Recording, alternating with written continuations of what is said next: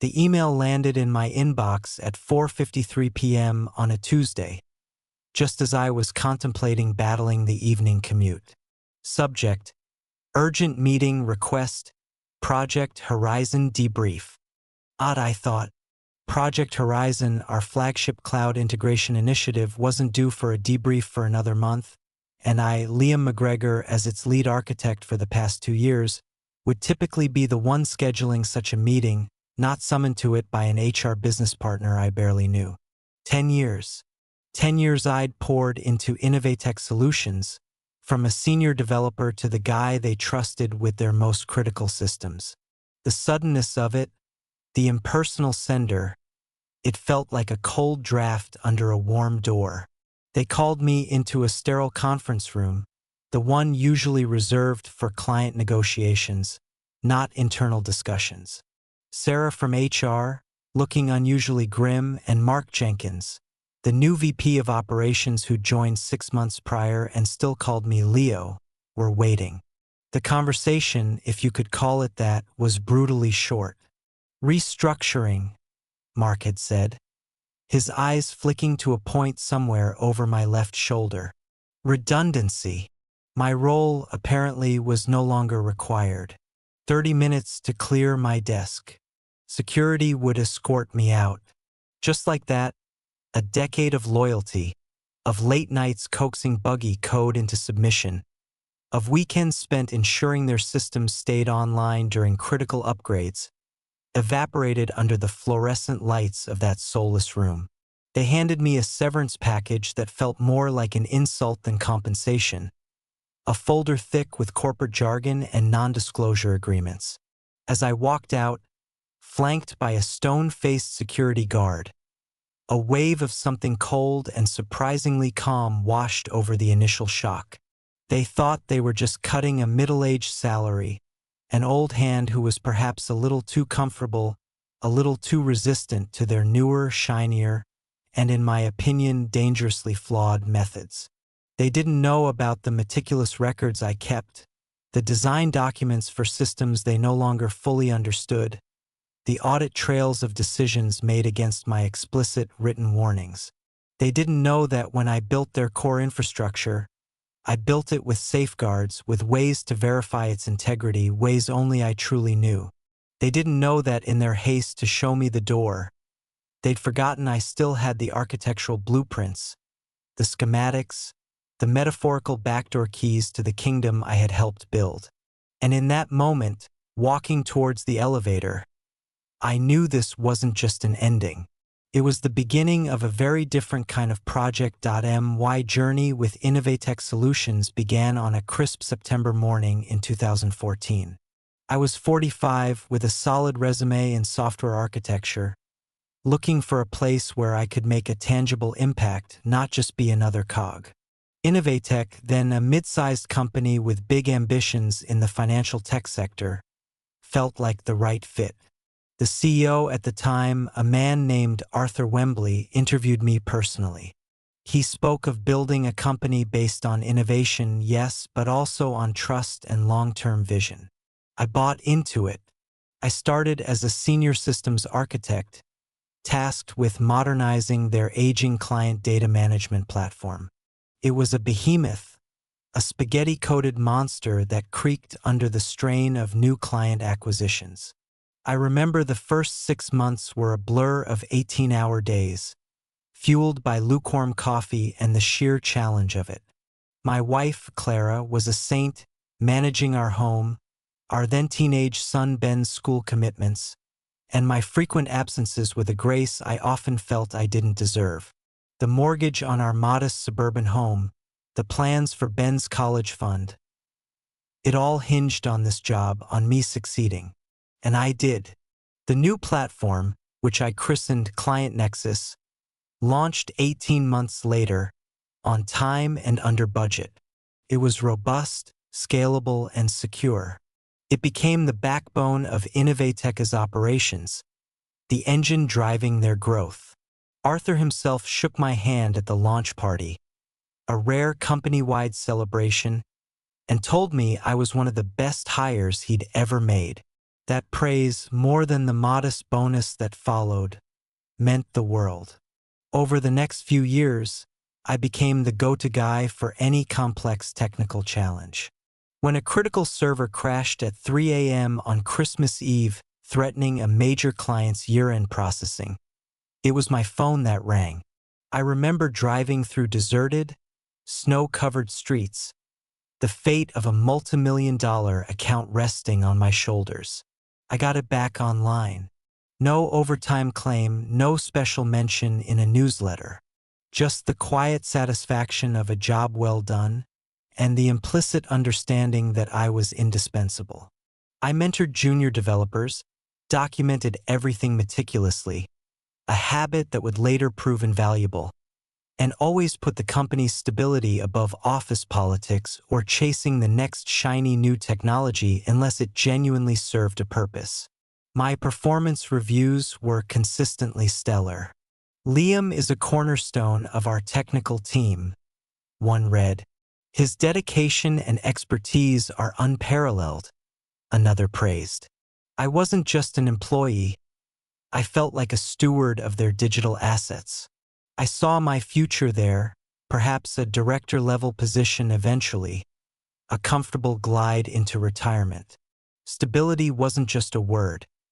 It was the foundation of my life, a promise I'd made to Clara and Ben, a promise Innovatech, for a long time, seemed to uphold. The company grew, went through mergers, and Arthur Wembley eventually retired. The culture began to shift, slowly at first, then with an unnerving acceleration. But through it all, my loyalty remained, a constant in a sea of change. I believed in the work, in the systems I had built and maintained, systems that, unlike some of the people, had never let the company down. The first subtle tremor in my carefully constructed world at Innovatech came about a year before my abrupt departure. It was the arrival of Mark Jenkins as the new VP of Operations. He was a recent MBA, young, ambitious, and brimming with jargon from the latest management bestsellers. He favored slick presentations over substantive discussions and seemed to view anyone over 50 with a kind of polite skepticism, as if we were relics from a bygone era. Our initial interactions were strained. I tried to explain the nuances of Client Nexus, its dependencies, the reasons behind certain architectural decisions, and he'd nod impatiently, often interrupting with phrases like, "Yes, but what's the disruptive angle here?" Or, "How can we leverage synergy to optimize a more agile paradigm?" It was exhausting. Around that time, whispers of Project Horizon began. It was Jenkins' brainchild, a complete migration of all our core systems, including Client Nexus, to a new, untested cloud platform offered by a startup vendor Jenkins had a prior relationship with. The timeline was aggressive, 12 months from conception to full deployment. I voiced my concerns early and often, in meetings and in detailed emails. I pointed out the risks to data integrity, the potential for massive operational disruption, the lack of robust security protocols in the proposed solution, and the sheer underestimation of the complexity involved in migrating a system as deeply embedded as Client Nexus. My concerns were documented meticulously in my project management software, with dates, attendees, and summaries of my arguments. The responses were usually dismissive. Jenkins would say things like, "Liam, we appreciate your caution, but we need to be bold, to innovate. This is the future." Or worse, he'd imply I was resistant to change, stuck in old ways of thinking. Then came the new hires, young, fresh-faced developers, often straight out of college, billed as cloud specialists. They were assigned to Project Horizon, working in a silo, reporting directly to a newly appointed project manager who, in turn, reported to Jenkins. I, the architect of the very system they were supposed to migrate, was increasingly sidelined. Meeting invites became sporadic. Access to certain Project Horizon documents was inexplicably restricted. When I'd ask pointed questions about data migration strategies or security frameworks, I'd get vague answers. It's being handled, or we're following industry best practices. One particularly unsettling incident occurred about 3 months before my firing. I discovered, quite by accident while reviewing server logs for an unrelated issue, that a junior developer on the Horizon team had been given root access to a staging environment of Client Nexus. This was a serious breach of protocol. Root access was strictly limited for obvious reasons. I immediately raised a red flag, sending an email to Jenkins and the head of IT security, CCING, my direct manager, who, by this point, seemed to be actively avoiding any confrontation with Jenkins. The response was a curt email from Jenkins.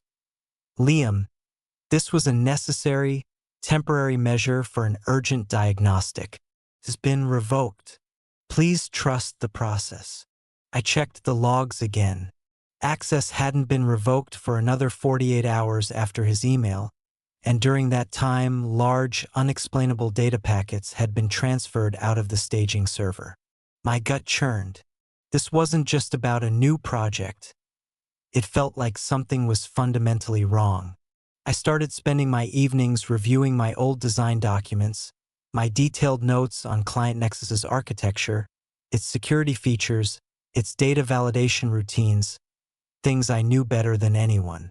I made sure my personal copies of all critical project documentation, all my performance reviews, and all email correspondence where I had flagged concerns about Project Horizon and other questionable practices were up to date and stored securely offsite. It wasn't paranoia. It was a nagging feeling that the ground beneath my feet was becoming increasingly unstable. The atmosphere in the office grew colder. My colleagues, even those I'd worked with for years, became more distant. Perhaps they sensed what was coming, or perhaps they were just trying to avoid being associated with someone who was clearly falling out of favor with the new regime. The Leo instead of Liam from Jenkins became more frequent, a small but persistent reminder of my diminishing relevance in his eyes. The stability I had cherished for a decade was crumbling, and the red flags were no longer subtle. They were starting to look like warning flares. The day itself, October 17, 2023, began like any other Tuesday. I had my usual morning coffee, reviewed the overnight system health reports, all green, and began outlining a plan for refactoring a particularly troublesome module in Client Nexus. A task I'd been putting off but knew was essential for long-term stability. The urgent meeting request at 4:53 p.m. shattered that normalcy. The meeting in conference room 3B, as I mentioned, was brief and brutal. Mark Jenkins, looking even more uncomfortable than Sarah from HR, delivered the news with the clinical detachment of someone swatting a fly. Liam, as you know, the company is undergoing a significant strategic realignment. With the progress of Project Horizon and our shift towards a more agile cloud-based infrastructure, your current role as senior systems architect for our legacy platforms has been identified as redundant. Legacy platforms. That's what Client Nexus, the beating heart of their revenue stream, had become in his eyes. My 10 years of dedication, my expertise, all dismissed as legacy. There was no discussion, no offer of a different role, no acknowledgement of my contributions. Just the folder with the severance agreement, a list of my supposed transgressions, which I later found to be laughably vague, like not fully aligning with new strategic directives, and the immediate termination.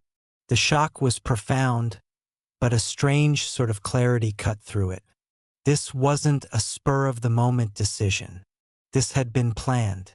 My concerns about Project Horizon, my deep knowledge of the existing systems which highlighted the flaws in their rushed new approach.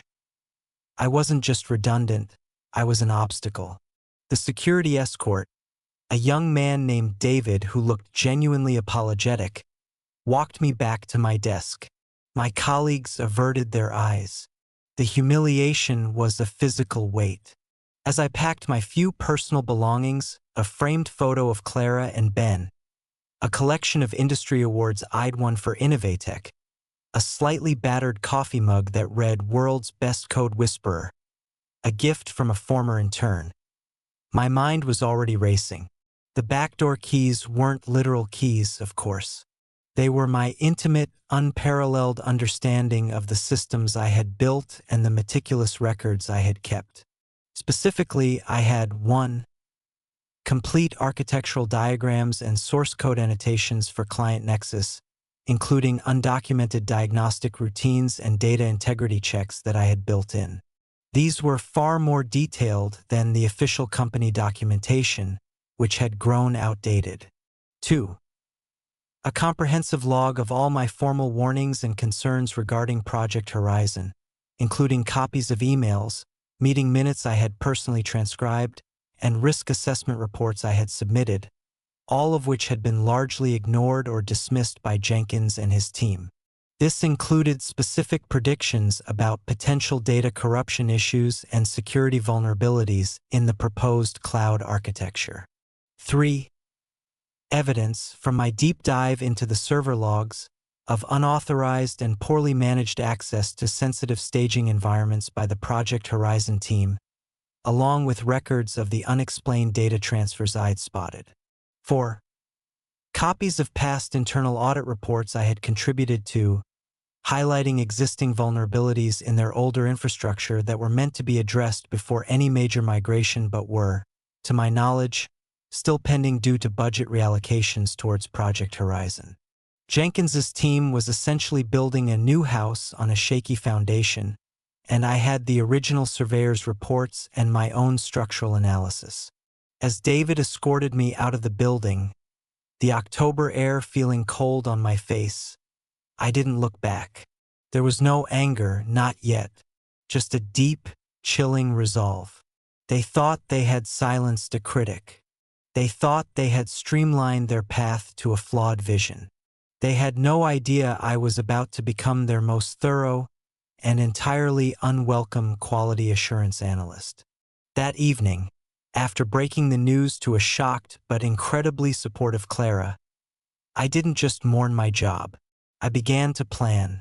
My first step was to contact a lawyer specializing in employment law and intellectual property, a recommendation from a former colleague who had gone through a similarly messy exit from another tech firm a few years back. I needed to understand my rights regarding the severance agreement, particularly the non-disclosure and non-disparagement clauses, and to ensure any actions I took were strictly legal and ethical. My goal wasn't petty revenge. It was to expose the recklessness that I believed was putting the company, its clients, and its shareholders at significant risk. The severance payment was insulting, but I didn't immediately contest it. Instead, I treated it as a small fund to finance my upcoming project, ensuring Innovatech faced the consequences of its own decisions. I spent the next few weeks in my home office, meticulously organizing my evidence. I created a timeline cross-referencing emails with project documents and my personal notes.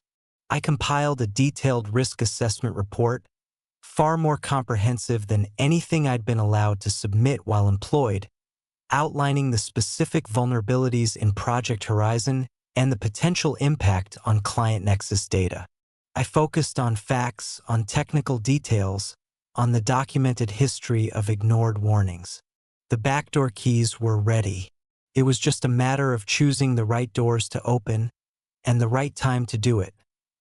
The opportunity to use my keys arrived sooner than I anticipated. About 6 weeks after my dismissal, in early December, I started hearing whispers through my network. Innovatech was apparently fast-tracking the final phase of Project Horizon, aiming for a full switchover in the new year. Jenkins, I heard, was pushing his team to the breaking point to meet this arbitrary deadline, eager to declare his flagship project a success. I also heard about increasing system instability, intermittent data errors, and frustrated clients, predictable outcomes, given what I knew. My lawyer, a sharp, no-nonsense woman named Ms. Anya Sharma, had reviewed my severance agreement. While the non-disclosure was broad, it didn't and couldn't legally prevent me from reporting legitimate concerns about illegal activities or gross mismanagement that could harm shareholders or clients. Critically, my meticulously kept records were my personal logs and observations, not proprietary company documents I had illicitly taken, a distinction she emphasized. The plan was multi-pronged. Phase 1 involved a carefully crafted communication. I wasn't going to Jenkins or even his boss. I was going to the board of directors and, crucially, to the internal audit committee, which, according to company bylaws I still had a copy of, had a mandate to investigate serious allegations of operational risk. On Monday, December 11, 2023, I sent a registered letter and an encrypted email to each member of the board and the head of internal audit, Mr. Alistair Finch, a man I remembered as being quietly diligent from my earlier years at the company. The package contained 1. A concise cover letter outlining my credentials, my history with Innovatech, and a summary of my grave concerns regarding the current trajectory of Project Horizon and its potential for catastrophic failure, referencing specific verifiable data. 2. My detailed risk assessment report, complete with anonymized log excerpts, protecting identities but showing the actions, copies of my previous unheeded warnings, and a clear explanation of the technical vulnerabilities in the new cloud setup, particularly concerning data migration integrity and security protocols for Client Nexus. 3. A polite but firm suggestion that they initiate an immediate, independent technical audit of Project Horizon before the planned full rollout, offering to provide further, more detailed information under appropriate legal protections if required. I specifically mentioned the irregular data transfers and the unaddressed vulnerabilities from past internal audits. I made no accusations of malice, only of critical oversight and mismanagement. My tone was that of a concerned former expert, not a disgruntled ex-employee. I knew Jenkins would likely try to paint me as the latter. Phase 2 was passive but crucial. I had, over the years, embedded certain non-intrusive, high-level diagnostic routines within Client Nexus. These routines, designed for performance monitoring and data integrity checks, logged their outputs to a secure, independent channel that, by an oversight on their part during my exit, they hadn't decommissioned. These weren't backdoors in a malicious sense. They were canaries in a coal mine. I had set up alerts on these logs. If certain error thresholds or data inconsistencies started spiking, especially in the areas I'd predicted would be problematic during the migration, I would know. The first sign that my letter had hit its mark came 3 days later. Not from the board directly, but through a panicked phone call from a former colleague, still at Innovatech, who was a friend. "Liam," he whispered, "all hell has broken loose. They've frozen all work on Horizon. Auditors are crawling all over the place. Jenkins is in back-to-back meetings and looks like he's seen a ghost." My canary started chirping a week later. The logs showed a significant spike in data reconciliation errors between the legacy Client Nexus database and the new Project Horizon cloud environment during what I guessed was a full-scale test migration. The very errors I had warned Jenkins about months prior. The independent auditors, armed with my report and now seeing live evidence of system instability, were apparently unearthing a hornet's nest. They brought in their own external cybersecurity and data architecture specialists. These specialists, unlike Jenkins's hand-picked team, had no vested interest in declaring Project Horizon a success. They just followed the data. The undocumented features and diagnostic points I'd built into Client Nexus became invaluable to them in quickly identifying the core issues. Issues that Jenkins's team had either been unable to fix or had actively tried to obscure with quick patches and workarounds. The beauty of it was that I wasn't hacking or intruding. I was simply observing the output of systems I had designed for transparency, systems whose warnings had been ignored. My actions were those of a whistleblower, providing a roadmap to problems that were already there. The Internal Audit Committee, led by Alistair Finch, took my submission very seriously. Ms. Sharma informed me they had initiated a formal investigation. The board, faced with a credible threat of massive system failure, reputational damage, and potential regulatory breaches if client data was compromised, especially in the financial sector, had no choice but to act. The quick and quiet firing they'd envisioned for me was turning into a very public and costly internal crisis for them. The satisfying part wasn't just that I was proven right. It was that the very systems I had built with care and foresight were now instrumental in exposing the recklessness that had led to my ousting. The fallout at Innovatech Solutions was, from what I gathered through industry news and my discreet network of contacts, swift and significant. The independent audit catalyzed by my detailed disclosures confirmed the critical flaws in Project Horizon. The rush timeline, the inexperienced team, the dismissal of expert warnings, and the choice of an inadequate cloud vendor all contributed to a project that was, in the auditor's reported words, critically mismanaged and posed an unacceptable level of operational and financial risk to the company. Mark Jenkins was the first to go. His visionary Project Horizon was indefinitely suspended, later to be entirely scrapped at a reported loss of several $1 million in sunk costs and vendor penalties. His resignation was announced internally as pursuing other opportunities, the standard corporate euphemism for being shown the door. The project manager for Horizon and a couple of the senior members of Jenkins's hand-picked team followed soon after. The board of directors, facing potential shareholder lawsuits and regulatory scrutiny, especially concerning the handling of sensitive client data, initiated a full review of their IT governance and project oversight processes. Alistair Finch, the head of internal audit, reportedly gained considerable influence, and a new emphasis was placed on heeding internal expertise. My name was never publicly mentioned in relation to the internal upheaval, and that was perfectly fine by me. My aim wasn't public vindication in that sense. However, Ms. Sharma, my lawyer, did engage in discreet negotiations with Innovatech's legal counsel. Armed with the clear evidence of my warnings being ignored and the subsequent validation of those warnings by the independent audit, she argued that my dismissal was not a legitimate redundancy but rather a retaliatory action for raising valid concerns, essentially whistleblower retaliation, even if I hadn't formally used the channel while employed. Innovatech, clearly wanting to avoid any further scandal or protracted legal battle that might bring more unwanted attention to the Project Horizon debacle, agreed to a settlement.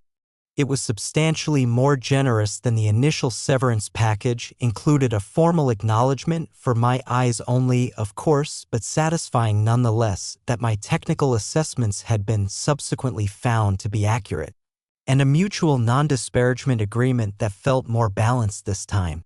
More importantly for my peace of mind, they agreed to provide a neutral reference confirming my dates of employment and role without any of the fabricated negative spin from my exit interview. This was crucial for my future prospects. The technical justice was perhaps the most satisfying. The core client Nexus system, the legacy platform Jenkins had been so eager to dismantle, remained in place. In fact, Innovatech had to invest further in it, bringing in consultants to manage and maintain it properly, essentially admitting that my years of stewardship had been vital. Some of the very security protocols and data integrity checks I had designed and which they had initially overlooked in their rush were now being actively monitored and relied upon. The backdoor keys, my deep architectural knowledge, had ultimately served to protect the system I built even after I was gone. There was no dramatic courtroom scene, no vengeful confrontation. Just the quiet, methodical unfolding of consequences driven by data and documented facts. The justice was in the system correcting itself once the right information was introduced to the right people. It was the quiet satisfaction of knowing that my loyalty to the principles of sound engineering and ethical practice had, in the end, outweighed the short-sighted decisions of a few individuals. The company took a hit, yes, but it was a necessary one to prevent a much larger catastrophe for its clients and employees. And for me, it was the closing of a painful chapter, but also the validation of my integrity. The weeks and months following the settlement were a period of profound recalibration. The financial aspect of the settlement provided a comfortable cushion, removing the immediate pressure to find another job. This breathing room was a gift. It allowed me not just to recover from the shock of the betrayal, but also to reflect deeply on my career, my values, and what I wanted from the next chapter of my life. I was 55, an age when many start thinking about winding down, but the experience with Innovatech, paradoxically, had reignited a certain fire in me. The calm, controlled anger had morphed into a focused energy. I realized that my deep knowledge and experience were not legacy burdens, but valuable assets, especially in an industry often chasing novelty at the expense of stability. Clara was my rock throughout this period. She'd seen the toll the last year at Innovatech had taken on me, the stress I tried to hide. She encouraged me to take my time to explore different avenues.